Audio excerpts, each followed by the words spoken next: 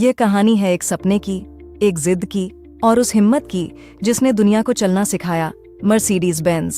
क्या आप जानते हैं दुनिया की पहली कार किसने बनाई थी और कैसे एक ऐसा आइडिया जिस पर लोग हंसते थे आज बन गया दुनिया का सबसे बड़ा लग्जरी ब्रांड?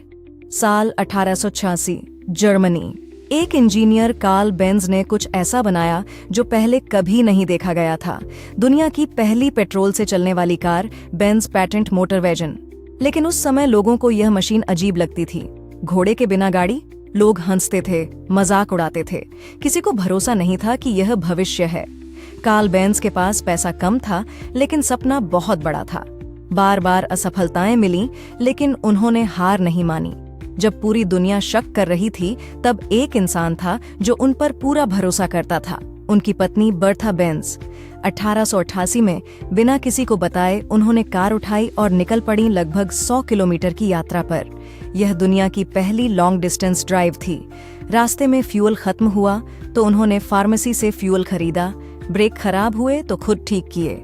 यह सिर्फ एक यात्रा नहीं थी, ये दुनिया को यह दिखाने का तरीका था कि यह मशीन काम करती है।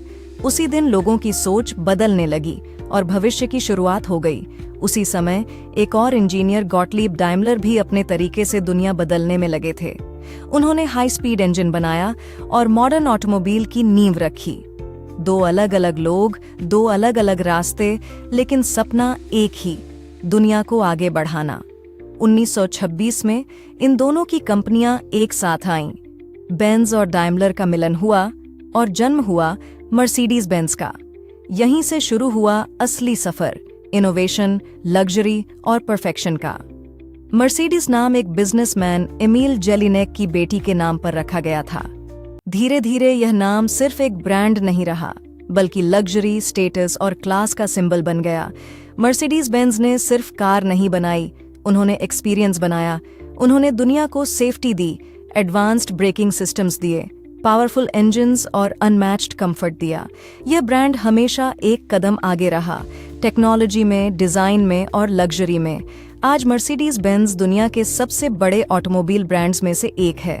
कंपनी का एनुअल रेवेन्यू लगभग 150+ बिलियन डॉलर के आसपास है, यानी हर साल इतनी कमाई होती है जितनी कई देशों की इकोनॉमी होती है।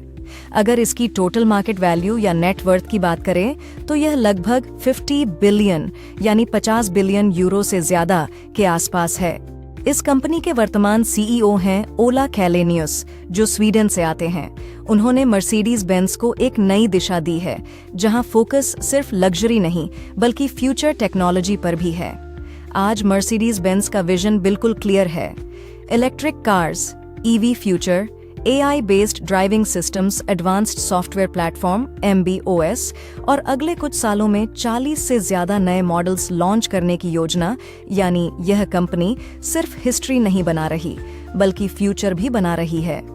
इस कहानी से सीख क्या मिलती है?